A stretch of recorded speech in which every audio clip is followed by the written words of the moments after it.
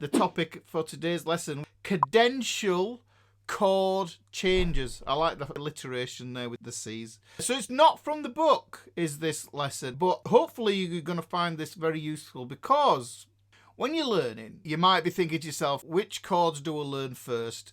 And I always think to myself, if we think about cadences, it's how one chord moves to another chord. You can always be thinking about this. You've got one event happens and then another event happens, and that's what we're looking at today, guys. What this is all really about is managing your chord changes. So I'm going to plot this all out to give you an idea about tension and release. When you move from one chord to another chord, that's what's going on. We're creating tension and we're creating a release, and that's what music's about. You think about a movie for that matter. You've got the preamble, the exposition, the plot of the movie, and then you have some tension with the climax, and then you have a release at the end, you see. So I'm going to learn about chords and cadences. I'm going to show you some chords on the guitar, how we change them and why they're important, and then hopefully when it comes to practicing, you'll go, these changes are what I need to practice. Yeah, 2 chords. I call them 2 chord loops. We're going to look at cadences as being musical punctuation, so like musical full stops, commas. That's what we're looking at, but it's all about this tension and release, and that's how we create this sort of like landscape of sound with the chords. And this is what chords are really all about, and what notes are all about for that matter. So what we're going to do is we're going to build this from the bottom up. I'm going to do good old C major, because there's no sharps, no flats, and like I say, cadence, it's the movement from one chord to the other, and there are some formalized cadences that we need to know when it comes to learning songs, listening to songs. This is going to become really important when you're listening to songs and you go, well, what chord's that? You're training your ear to be able to work out the songs, and this is what happens. You start to hear and you think, oh, that's chord 4 moving to chord 1, because it sounds a specific way. Or that's chord 1 moving to chord 5, or one of these sort of things. And you might be thinking to yourself, right, Ricky, what the hell are you talking about with chord 1 and chord 5? I have no idea about that. Well, that's what we're going to do today. We're going to look at how we build up a key first, because we're getting really into the naming of things. And you're going to hear a lot of this stuff as you go through your musical learning journey. And that's what we're going to try and get you familiar with. But we're going to apply it to chords, because we want to learn those common chord changes. Because if we learn the common chord changes, then it makes it easier to play the songs that we want to learn. Okay? So, right, let's look at this in standard notation. If you've ever seen standard notation, you'll be fine with this. But I'm going to do letters underneath as well. And I'm always going to keep on doing this and using the letters. So we've got 2 ways to look at it. So we've got a C here. Okay, so we've got a C, we've got a D, we've got an E, we've got an F, we've got a G, we've got an A, we've got a B. And those are the 7 letters of the C major scale. We're working everything out in the C major scale. And I kind of think of the scale as being the raw ingredients for these chords that we're going to create. So this is a C. That's the alphabet letter. That's what it looks like in standard notation. Now, guys, if you don't know what this means, don't worry. Just follow the letters. Okay, so we've got C, D, E, F, G, A, B. Now, I could write another C there, but that's really just the octave. So you can see it gives us 7 different notes. So I'll just put that in a little bracket there to show that it's a repeat. And you can see that that's the 1st, 2nd, 3rd, 4th, 5th, 6th, and 7th note. Now, if I turn that 1 into the root, what you can see is you've got the scale formula for the C major scale there. That's wonderful, and I'm very much a big fan of writing your scale formulas and your chords out using the same system. Okay, and I'll explain that with the Roman numerals, because we're going to get into the Roman numerals as well. So these all basically mean the same thing here. We're looking at the scale formula, we're looking at the alphabet letters, and we're looking at the standard notation. So it's 3 ways of interpreting the same information. So now what we do is basically jump over these notes, and these are the ingredients for our triads. Because what we've got essentially here is we've got a key of C major. Well, what is a key? And a way to think about a key is that it's a family of notes that have a special relationship with each other. They all work together to make a specific sound. So what we need to do is we need to understand key. A lot of the key stuff, people try to explain it in the circle of fifths. The circle of fifths. I think it's far too much too soon when you're trying to learn this stuff. Yeah, the circle of fifths is great for changing keys, but 97% of the songs you're going to learn, they stay in key. They might borrow chords from other keys, which is interesting, but the thing is you need to understand the keys. Now, what we've got is essentially, we're starting on C here, right? And that's just one note of 12. So we have 12 keys, 12 major keys, and they have their own relative minors as well. But we're not going to get into the relative minors just now, right? So this hopefully explains it there. We've got the C major scale. And I'm doing this because I can see my ingredients and I can see how I'm going to use them. Now, like I say, what we do is we jump over in tertian movement, which means in threes. It's like leapfrog. So if we take this ingredient, the C, and we jump over the D, we collect the E, okay? And then we jump over the F, we collect the G. And those are the three notes that we need to make up the chord C major chord, right? So let me just show you what that looks like in standard notation. So in standard notation, I would have this note, which would be the C here. Then I would have this note, which would be the E here. Then I would have this note, which is the G here. And that gives me a C triad. Now, notice how the note is called C and the triad is called C because the root note comes from the scale. And that's how we name the chord. The root note is the note that gives the chord its name. Now you'll see something happens with this one. So if I go on the D here, I'm just going to go to this D note. If I do the same thing, the jumping over thing, yeah, then I find this a bit limiting with it being linear. You know my approach with this. What I like to do is I like to show you something that I call the circle of thirds. I'm going to do the circle of thirds, guys, because I just think it makes sense to see it. You can jump over like this, but if you don't know what the notation is, then this is a simple way to help you to be able to see the notes and jump over them. So we're going to have cash. Every good band deserves fans.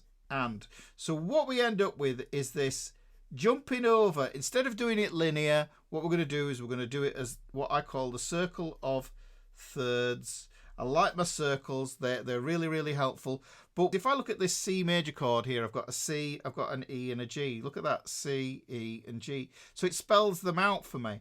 Yeah. Now what I can also do is I can apply a Roman numeral to that as well, which we're going to do. Remember, this was number 1 before, wasn't it? So this is how the Roman numerals tie up with the scale degrees. So this is going to be a Roman numeral 1. Because this is major, yeah, I'm going to put these serifs on there to denote that it is a major sound. It's a major triad. Right, so I'm going to start on the D. Now, like I say, I could jump over D, F, A. But what I'll do is I'll just use my circle of thirds here and go D, F, A. All right, I can see it's already there. D, F, A. Now I can check. I can go up here and go, is that the F? Yeah, that's the same spot. That's in the space on the bottom of the stave there. And then you can see that this is in a space. Look, they're all in the same spot. Now, this is a minor triad. And because it's on the second degree, we're going to call it Roman numeral 2. But you can see that it isn't a serifed Roman numeral.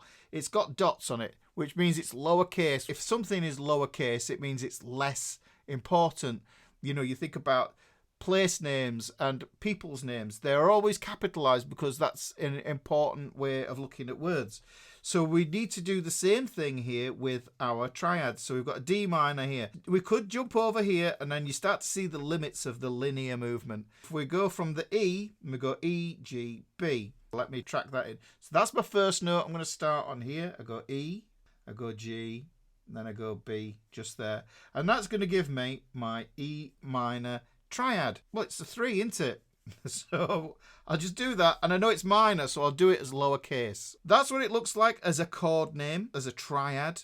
And this is what it looks like in standard notation. Just like we have the notes of the C major scale there in standard notation, we have the labels for the notes as alphabet letters there. We have the numbers for the scale degrees there.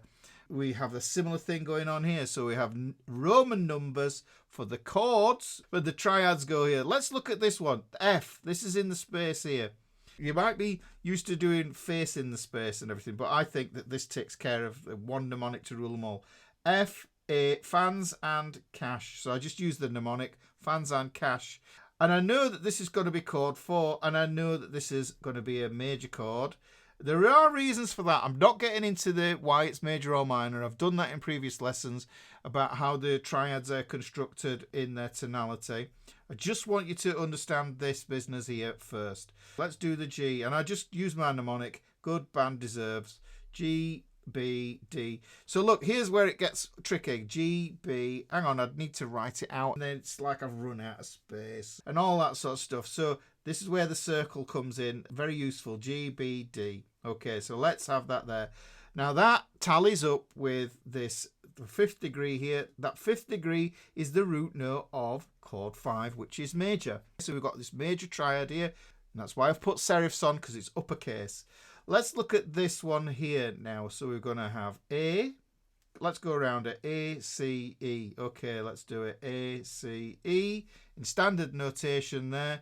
This is going to be a chord starting on an A. I know it's an A minor. And we're going to borrow that 6 off there, and we're going to turn it into a Roman numeral.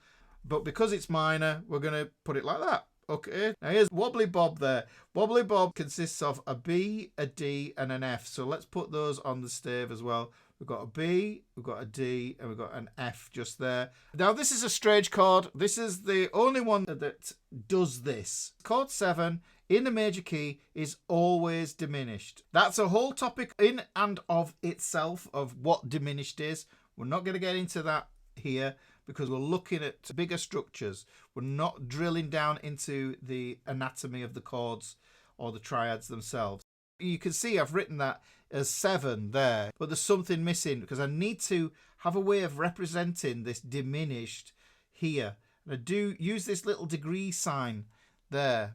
The thing with this is, because it's got a minor third, that's why it's written in lowercase. So I've just worked out the chords in the key of C major there. Their names, their Roman numerals, what they look like on standard notation. Major, minor, minor, major, major, minor, and then we get that diminished in there. And you will see this. Now, I might as well do this while I'm at it. If we look at chords 1, 4, and 5, what you'll find is those 3 chords, these are called the primary triads. This is the technical name for those. We've got the primary triads. That's because they're the most important ones.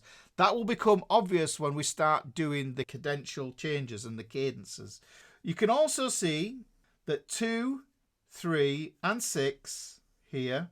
2, 3, and 6.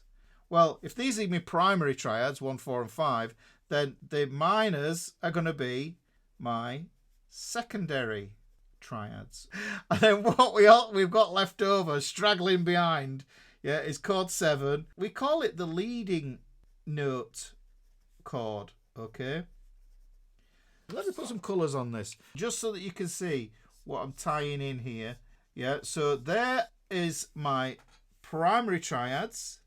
So it's 1, 4, and 5. Minors are sad.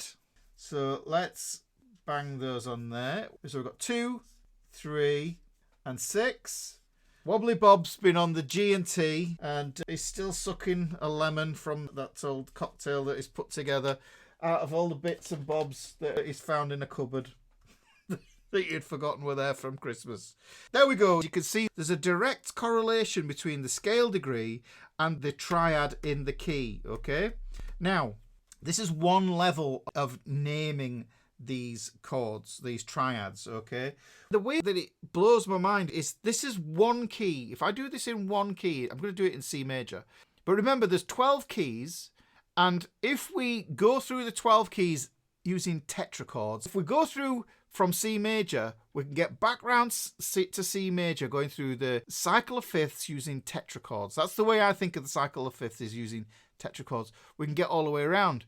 And if we do that using this pattern, you'll see that it almost forms like this 12-key toroid DNA structure. This is the way I see it. Maybe I'm losing my marbles or something. But when I think about it, this is the way I see it, all 12 keys. And I just see this toroid shape. And hopefully it'll make sense. So I'm going to take these Roman numerals. I'm going to show you the names of these, the proper technical names. And I'm actually going to put chord 1 up here again, because that's going to come in important. Now, the first chord is called the tonic. Now, I think that makes sense because it's the tone that defines the key. Now, if you think about Superman, for instance, he's more than an ordinary man. So it's more than. Now, if you think about it, by moving up to the next degree here, what we get is we get something called the supertonic. Okay, so this is the name for this one here. Now, the next chord we get, I'm going to miss this one for now because I want to jump straight ahead to chord 5 because I want to show you something. Right? Now, if you look, 1, 2, 3, 4, 5, 6, 7, 8. This is the furthest away, is this one here, chord 5. Okay, when it comes to creating tension and release, chord 5, it's called the dominant. And I'm just going to put dom in there because it means dominant. It bullies the key. If you want to do stuff with your chords here, the dominant is the most amenable because it's the chord with the most tension. You can alter the dominant. You can make it diatonic within the key. But there's things you can do to this chord that are amazing. This is why this chord is kind of the center of the key. And this is why, when we look at how cadences are formed, it also informs me of how the names come about. So chord 5, what it always wants to do, because it's the most tense chord and with the most dissonance, it always wants to go to chord 1. And this is something that happens. So you can see that it goes 1, 2, 3, 4, 5. We go down 5 chords. Now, here's the thing. For years, I thought to myself, this is called the subdominant. Now, subdominant, you might think, is that because it's less? It makes sense because supertonic is one more. Super is more, sub is less. But I remember watching some Bernstein thing. Basically, was if we go from the 4 chord, 2, 3, 4, 5, what you can see is we get this. It's trying to get back to 1 there. It creates a different kind of tension, okay? But that's the reason it's called the subdominant, because it's 5 chords away, 5 triads away from the tonic that is above. So we've got a tonic there, we've got a tonic there, but it's still going to move in that same way. And then what ends up happening is we end up with this kind of idea here. That's the center of what can become the new key. This is really how tetrachords work. I'm not getting into tetrachords, but this would make sense then how all these other chords come about. Now, I said that chord 7, we call it the leading note chord because that wants to lead you back to the tonic. If you think about do, re, mi, fa, sol, la, ti, do, yeah, ti, do, that's what we're thinking there. But when it comes to the naming protocol here, if I look at chord 3, what happens is we get the mediant. Right, now the mediant is the middle. And if we think about it, 1 to 5, that's the range that we have. We have 5 chords there, and in the middle we get the 3 chord. So really, that's in between that. So we get this little structure that forms there, that the 5 wants to go to the 1, but we also get this median in the middle. And then what happens is, chord 6 is called the submediant. Now the thing is, if it was the submediant, you might think to yourself, hang on, the supertonic should be the submediant, but it isn't, because it's all about this movement here from chord 1 to the subdominant. It's a dominant below the upper tonic. This is the upper tonic, this is the lower tonic. So in between that, we get this submediant. I hope you're all with me on this one, guys. All we really need to do is to understand and learn the names. I just think that pattern, that little helix thing that goes on there with the dominants to the tonics and the mediants on either side, that's what connects all the keys. But that makes sense of why these things are called. That's not the subdominant because it's below the dominant. It's the subdominant because it's the dominant from the upper tonic. And this is the submediant because it's below the upper tonic as well. So look, in between, the upper tonic and the subdominant, we get the submedian. And that makes sense. Hopefully it's the midway point. That's the middle, okay? There are other ways we can name these chords as well. Now, I know that I've called this the tonic, supertonic, median, subdominant, dominant, submedian, and leading note chord. But what we can also do is we can split these down by function. So we've got functions as well. We can divide all these chords now into 3 classes. It's almost like you can summarize the sound of these chords, because what we're doing essentially when we're creating tension or releasing, there's 3 things that happen. The tonic, a tonic sound, if you think about it, the tonic is chord 1. And if we run up the scale, we said do, re, mi, fa, sol, la, ti, do, you can hear that if I just went up to the leading note, do, re, mi, fa, sol, la, ti, can you feel the tension of wanting to resolve to that note? Do, because you need to finish that sound. So we essentially have 3 types of sound. Now, what happens is tonic sounds, they stabilize. They're very stable. They're stable and they release. They feel like you are home. So we've got the tonic. And then once we go from the tonic, we've got to go somewhere else. And really, like I explained it, it's like a movie that we're creating with music. We need to get to the cliffhanger, to the climax, and that's where the dominant lives. That's where the most tension is. That's because it's the furthest away from chord 1. This subdominant is the furthest away from the upper tonic. So we get something called the subdominant class. I think of this as it's moving, it's going somewhere, it's traveling, it's en route, and it's moving us towards something that is going to happen. So we've got the tonic, we've got the sub, and then what happens is we get the dominant, which is our tension sound. This creates the tension. This is the drama. And this is why the dominant is, the chord 5 is so magnificent, is because you can put notes from outside the key in there with it, and it creates all sorts of clashes. And that's the best place to put them. And this chord here is the secret to outside playing in jazz. When you hear chords and you think to yourself, you're listening to jazz.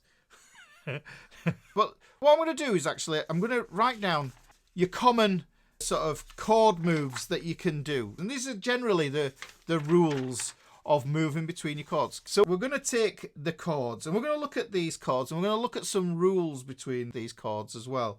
And I'm going to tell you, out of the 3 classes that we can have, what class of triad are we getting? I'm going to go chord 1. Now, as I go through these, there's going to be some weak chord changes and there's going to be strong chord changes. Basically, the 1 chord can go to any chord because it's the tonic. It makes sense that it can go to any chord. The 1 chord can go to any chord.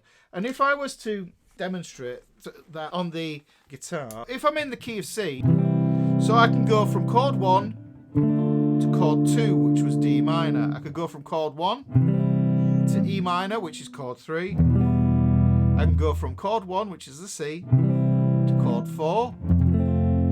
It's the F chord there. And then I can go from the C chord, chord 1, to chord G, chord 5, G.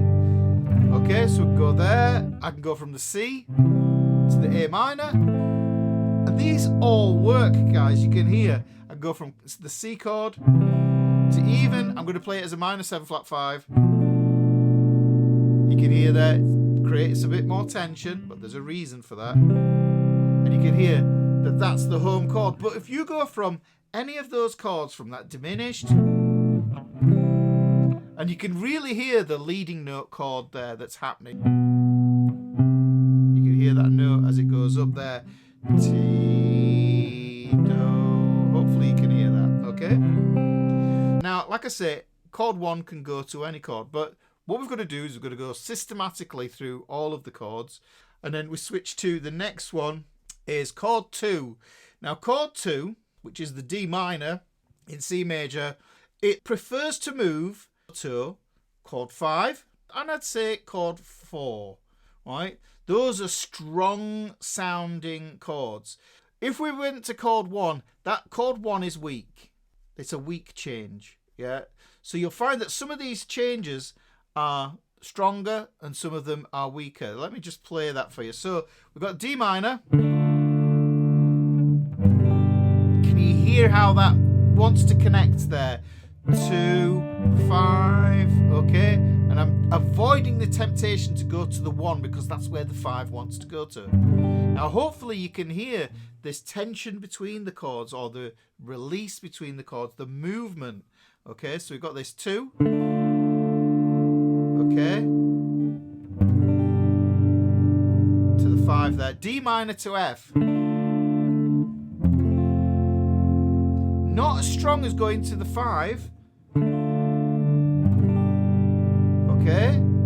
But if I went from D minor to C,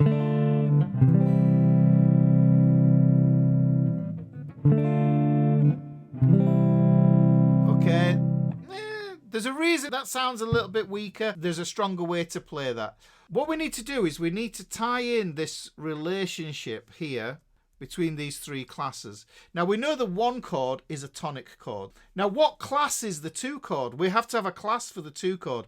And the 2 chord is a subdominant as part of the class. So you can switch between these. So really this is a going somewhere chord. That's what we can think of it as.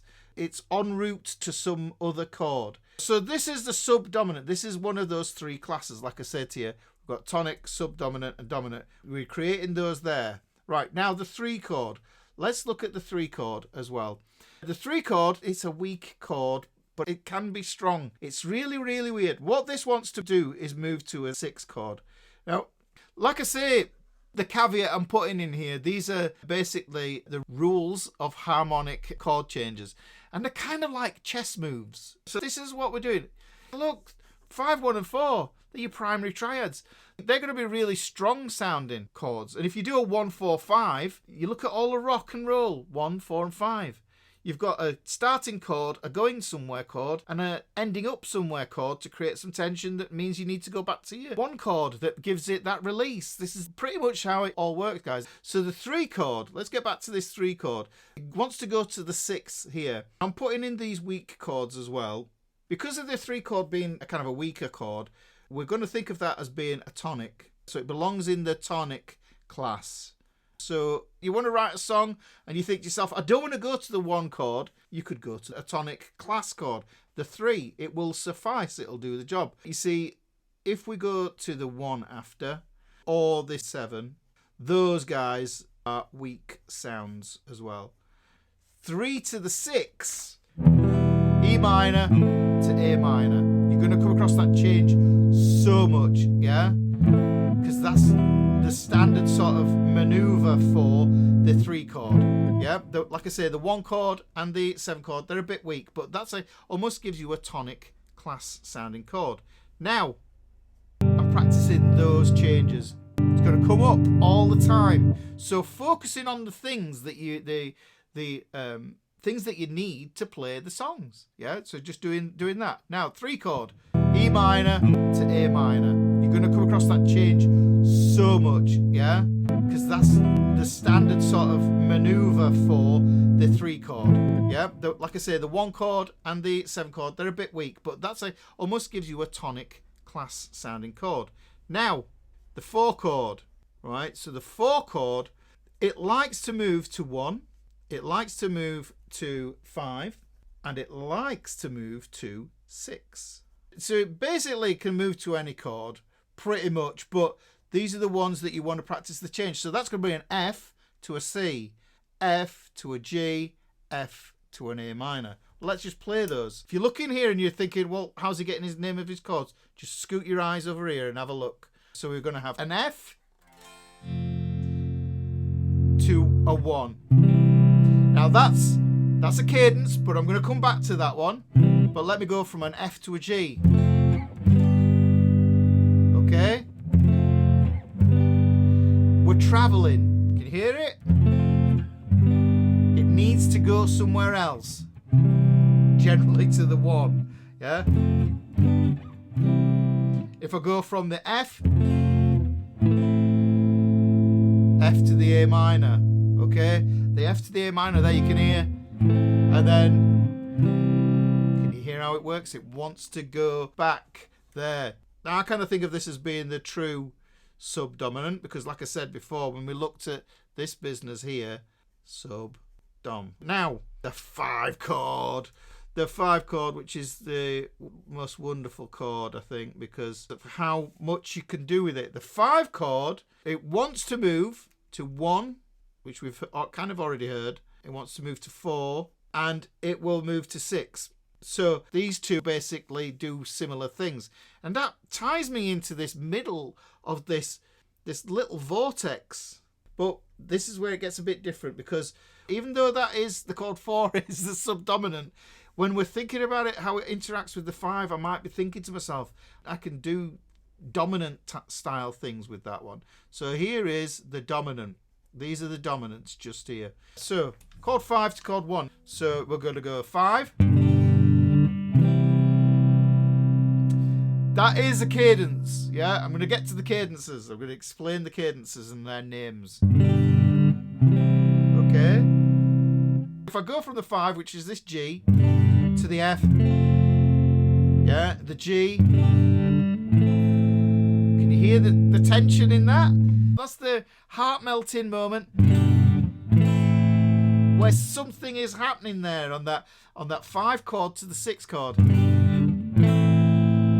There is tension moving between those two. Now we're going to have chord 6, likes to go to 5, likes 4, and it also likes 2, but it's a tonic class chord out of those 3 classes. Let's play through this. Tonic, it should sound fairly relaxed, okay? Because it's a tonic sound. Not much tension there at all, is there? Going from the A minor to the 4 chord. Stable. Yeah, and going from the A minor to the D minor. And they sound so close to each other, to the 4 and the 2. Listen. So close to each other because of the notes that they share. We can't leave without addressing Wobbly Bob. Remember what I said about Wobbly Bob? Really, the way I see Wobbly Bob is it wants to go to 1 because the 7 chord is a dominant class sound. Yeah, and this is why it creates that tension, chord 7 to chord 1. You can switch these out as well. So if you think about it, 5, 1. Chord 7. Resolving. Okay, so it's got this resolving feeling to it. There's your chord 7 to chord 1. Okay.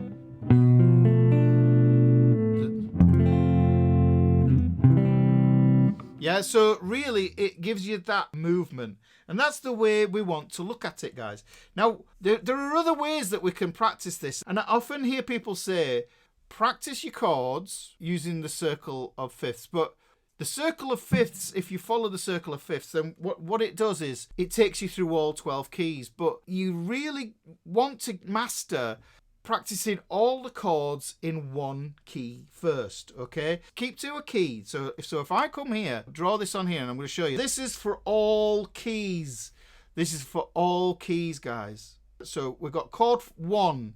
This is the magic number. Now, I know the magic number, I usually say it as 6, 2, 5, 1, 4, 7, 3, okay? Which is what the thumbnail is all about. And when you play through this, you will hear the next chord that you might be after if you are writing a song. So we've got another circle. And this is basically we're going round in the key. This is something that you need to practice. I'm going to play through these and you're going to watch and I'll tell you the names of the chords. So go chord 1, chord 4, chord 7, chord 3, chord 6, chord 2, chord 5, chord 1. Can you hear that? You hear how those work? Takes me all the way back round. So this is a great little exercise for practicing changing your chords. Now you could do it using the grid. You could do it using a grid because the grid is transposable. I was just showing you that there in the key of C. Say we wanted it in the key of G. Chord 1, chord 4, yes, chord 7, I'm going to put it down here, and I'm going to put chord 3 here. Yeah, it's a bit cumbersome, that shift there, we could have had it there. We could have chord 6 here, we're going to have chord 2 here, we're going to have chord 5 here, and we're going to have chord 1 here. Chord 1, chord 4, chord 5, chord 2, chord 3, chord 6. Chord 7's there, or it's there. And that's in the book. The L7 grid is in the book. So this is a really good exercise. If you practice this in all 12 keys, then you will conquer your chord changes. Notice, I've not added any pitch from here. I've just left it as Roman numerals. But what we can do is, if you wanted to, you can think to yourself, okay, well, that's a tonic. This is subdominant. 7 is a dominant. Right? We've got 3, which is a tonic. We've got 6, which is a tonic sound. We've got 2, which is a subdominant. We've got 5, which is a dominant sound. So you can see that you've got all these sounds, and you can think to yourself, well, look, if I want to create some drama, I'll start on a C and I go to a subdominant. You don't always have to go through the 7. You can switch around and think to yourself, I don't want that dominant. Let's use that dominant instead. So I'll go 1, 4, 5. Cool. Okay, when I go after the dominant, right, then really that wants to go to a tonic, but I don't want to go to chord 1. Let's go to A minor, or let's go to E minor. We could think about it in that way as well. So it's a cool little tool to help you to write your chord progressions. The interesting thing comes back to the word cadence. Like I say, to fall. So cadence means to fall down. If we think about the 7 chord, so I've got my 7 chord here. I'm in the key of G. Can you hear that the sound itself, it falls, so you go ba, ba, and the movement goes down. However, if I come from the 7 chord below the tonic, it's not as strong. Can you hear that it's not as strong? Does it make sense? It still works. You've still got the T, Do, yeah? T, Do. Yeah, that's what we're listening for. Sing it right, Ricky. T, Do. It's a bit below my range, but hopefully that makes sense. So the idea of this thing is this idea of cadence, which brings me neatly onto the next part of what we're talking about today. We're going to look at the main cadences that we have for our chord changes. So these changes here are great because you're going to come across them, but there are some changes that are more important than others. These are the main cadences. So music's a language, and we have punctuation. One of the most important things for creating coherent musical sentences is to have musical full stops. So these are the 2 main full stops. You guys call them periods, I think, in America. Is it still the same thing as the UK? We call them full stops, yeah? So at the end of a sentence, you put dot, period. So, chord 5 to 1. This is the most important one because this is the one that you will find at the end of the song. And this is one of those things that you can think to yourself, you go, what key is the song in? If you look at the last 2 chords of a song, then generally you'll find that you go from chord 5 to chord 1 if it's in the major key. You'll find that that's what happens. And that last chord will tell you what key you're in. It's generally going to find it that this 1 chord will be your first chord in a song. And if it's got that 5 to the 1, for me, this is the Goodnight Wembley sort of thing. So, you know, it's that...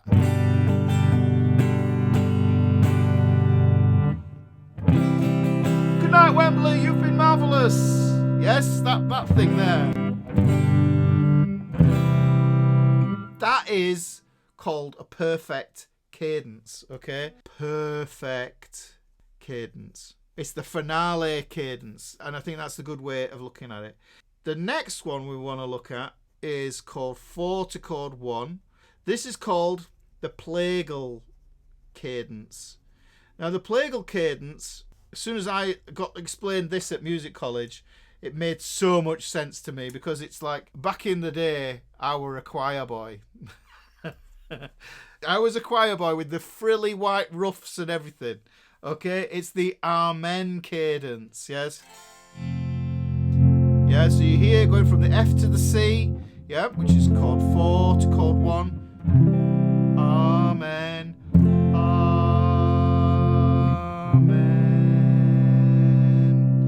Wonderful cadence is that, yes? Okay. Bit of a tangent, actually. One that I really like, it ends up being borrowed from the harmonic minor. We can do something called a Plagal minor cadence. And all you do is, instead of playing a major, you change it to a minor to go to the 1. So it's a Plagal minor cadence. So if you hear that, if you've ever heard McFly's songs, all their songs do that. They always seem to have this minor Plagal cadence here. So I'm going to put that in there. Look at the spelling of the 4. Lowercase to 1. We call that a minor Plagal cadence. I've got the words wrong there. They're sounding a bit wrong in my ears. But this one is the Amen. And I call this the McFly. But it's still got a full stop sound as that chord 4 to chord 1. You could very much use it at the end of a song. So those are my full stops. Now I think of these as, is it still commas in the States? If a full stop is a period, what's a comma? Now, with commas, we're not really going to the 1 chord. These are called imperfect. So we've got the imperfect cadence. And basically, it tends to be chord 1 to 5, okay? But this is where the rules get a bit sketchy, because the thing is, you can have an authentic imperfect, or you can have a half close. So I'm just going to put this there as being imperfect or half close. I could even go to 4 on that as well. Yeah, so this is, like I say, where the rules get a little bit bit sketchy. It usually occurs in the middle of your chord progression and not at the end, because if we did it at the end of a chord progression, so say I went so I was going from A minor to F, then I went to C to G, it doesn't sound finished, does it? You can see that if I finish the song on that, where do we go? It needs to go back to the tonic. Now, there's one more left really that we want to think about, and this is the interrupted. Right, we're going from the 5 chord to any chord other than 1. The name of this is interrupted, but I think in the States you guys call it deceptive. So this is a deceptive cadence. If I do this C to F to G, and it feels like I'm going to go to the 1, but I don't. I go to any other chord apart from the 1 chord. Any other chord. Can you hear it's deceptive? Because I was like, oh, you know where it's going to go now? It's going to go to the C. No, it isn't. It's going to go to any other chord apart from the 1 chord. Yeah. So that's the trick that we get with that one, and that's a good one. I think I'll just put this on as well, because I like the sound of this one. We take the 1 chord, and then you get this, looks like a fraction at the side of it. And what this 6/4 means is it means second inversion. Okay, so it means second inversion. And then we can get something called a cadential 6/4 cadence. And basically what that wants to do is that wants to go to 5 and then 1. Right? So it basically does a similar thing as interrupting, but just before you get to the 5, instead of using something that might be on this, like see here 2 to 5 to 1, what we could do is we could put a second inversion, a cadential 6/4. Right? Here's the C. Let's play it in second inversion by putting the 5th in the bass here. So C/G. So there is the 1 chord in a 6/4, second inversion. But what ends up happening is the lowest sounding note is the root from chord 5. So listen. So we get that common tone in the bass that joins them together.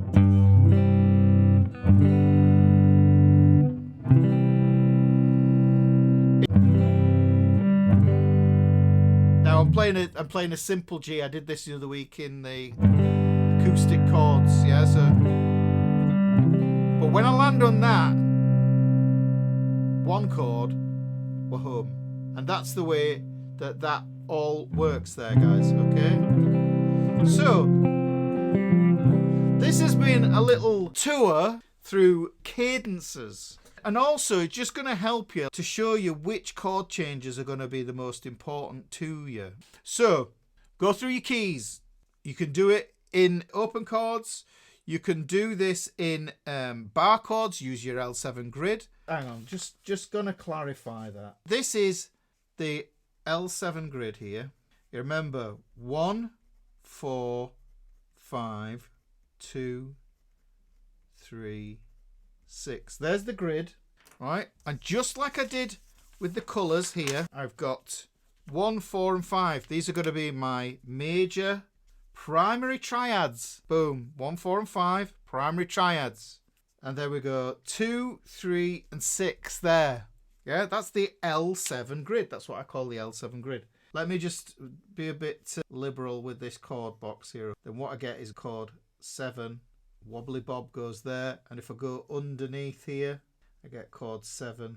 Wobbly bob here to show you where that is. Chord 7, chord 7. So that's just tying all that theory and applying it and seeing where it lives on the guitar.